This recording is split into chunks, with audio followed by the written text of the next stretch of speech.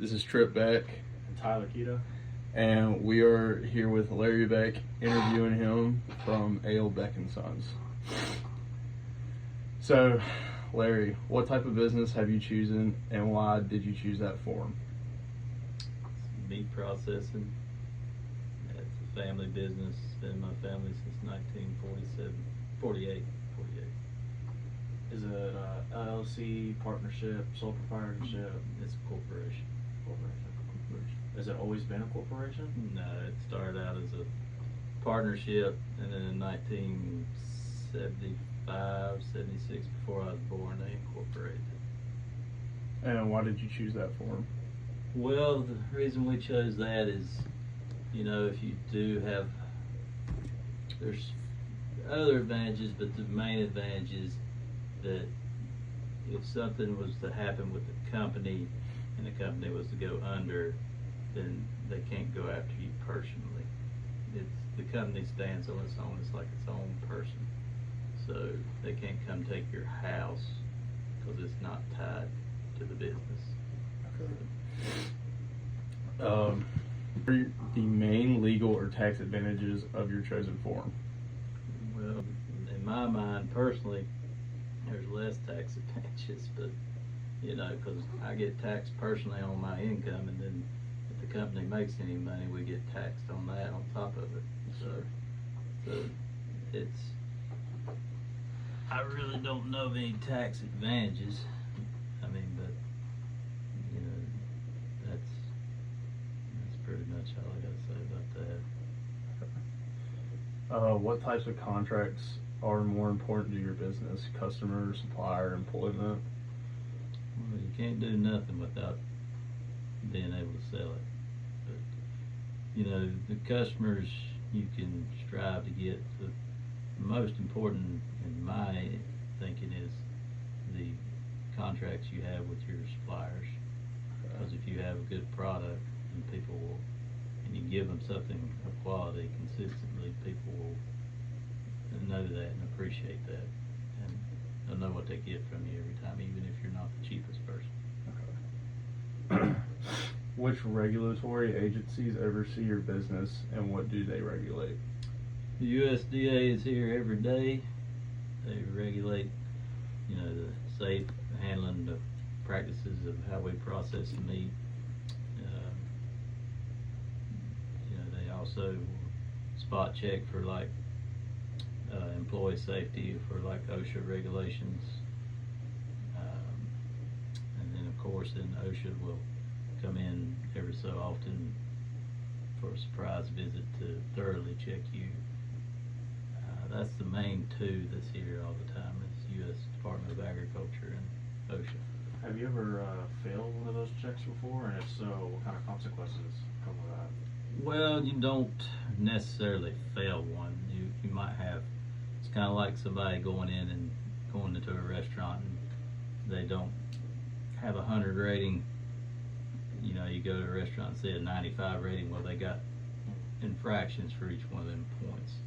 We don't really get a rating, but like the inspector, he might see something that, like, it could be something minor as an employee forgot to take his coat off going outside. They have white lab looking coats, and they're not supposed to take them outside. So he'll write you up for that. But then there's also other times it could be something major, but we've never really had a major problem here. I mean, you could have a major problem like if we slaughtered animals, which we don't anymore. We used to probably 30 years ago, but you have to test for E. coli if you slaughter cattle, and if you have a positive, then that means you have to hold that product and get rid of it. So, but we don't have that situation. We don't slaughter anymore or anything like that. But and then OSHA, they come in, and it could be something as major as you're blocking fire exits, or it could be something minor as you ain't got a proper cover on a light switch, but you still get a fine or a penalty for everything that they fine, but we've never had nothing major here, but it's, you know, it's, Never had like a big lawsuit go against you guys before?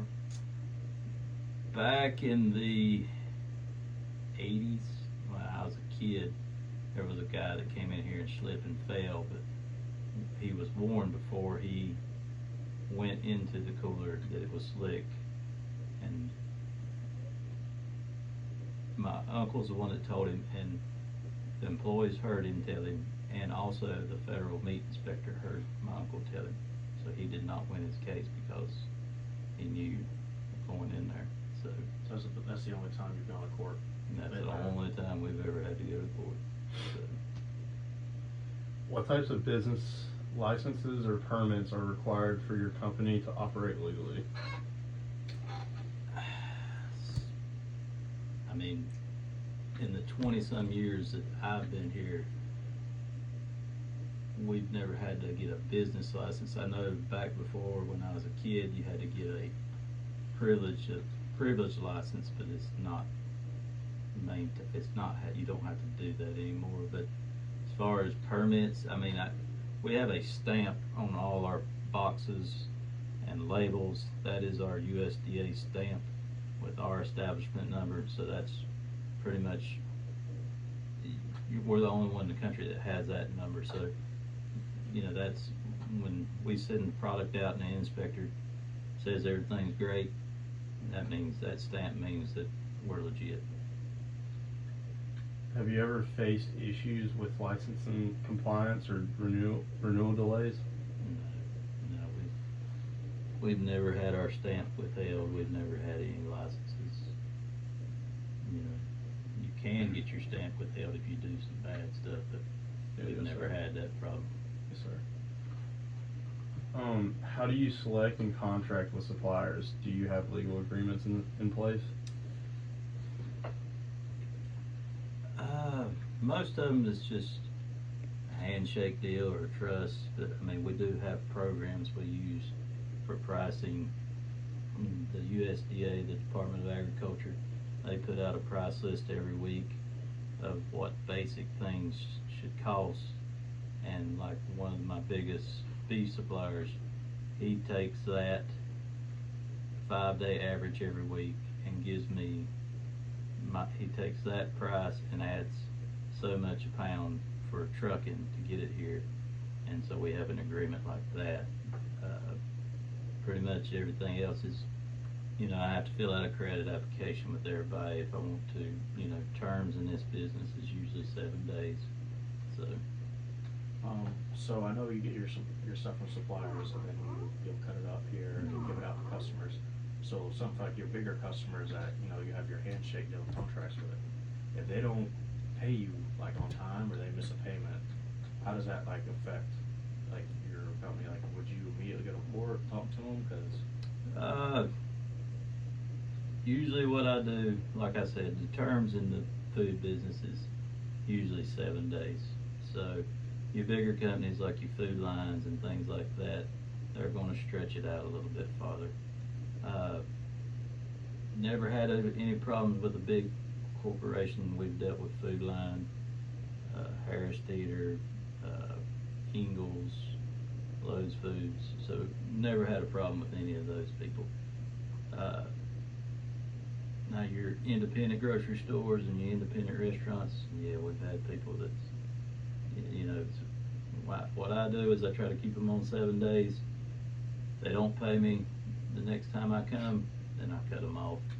And then yes, we've had to take people to court before, so, to get our money. So, and sometimes you get it and sometimes you don't. So, but the problem it causes is if people stop paying you, is it causes a cash flow problem. So, What happens if a supplier fails to meet their contractual obligations? it just puts you in a bind where you've got to go looking outside of your normal suppliers to get the product. Back in during the COVID, from 2020 to 22 or 3, that was a industry-wide problem in this business. So it was hard to meet the demands of your customers, but everybody was having that problem. But you just resource and you try to find other suppliers, and you know, you might have to use 2 or 3 suppliers for one item, but what I try to do is, if there are 3 different prices, I try to take them and see how much poundage I'm getting from each one of them and average the cost, and then I can give one set price to my customers. Have you taken any steps to protect your brand name, logo, or proprietary materials? I mean, we're incorporated. Everything like that is in the corporate, I don't know what you call it, corporate book or the corporate ledger, but Mhm. we've got all that with our lawyer set aside. What types of insurance policies does your business carry? Well, you gotta carry workman's comp for the employees in case they get hurt. You've got to carry product liability in case you send product out here and, you accidentally send product out here and you have a recall and get people sick. Some of the bigger companies, like Food Line and places like that, they ask you to carry anywhere from $3 to $5 million in liability insurance. Of course, we've got insurance on the building, insurance on the trucks, insurance in case, cause it's refrigerated product, insurance on, if the unit was to go out on the truck overnight during the summer and the product's spoiled, got insurance to pay for that. We got insurance to pay for product spoilage if something went wrong with the coolers or freezers. So I know you have multiple different, lockers for me. We were back there videoing, I know, like, not all of them were, like, completely full. Mhm. Is there specific meats you have to keep separate from others?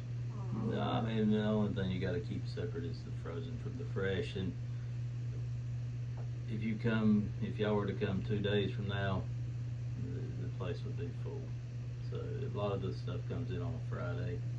We try, the nature of this business is there's not a lot of profit margin, like you would be making furniture or something, you're not making a piece of furniture and making $1,000 on it. It's profit margin in food is really small, so you try to do a lot of volume. So we usually try to turn over every week probably 250,000 to 500,000 pounds of meat a week. So.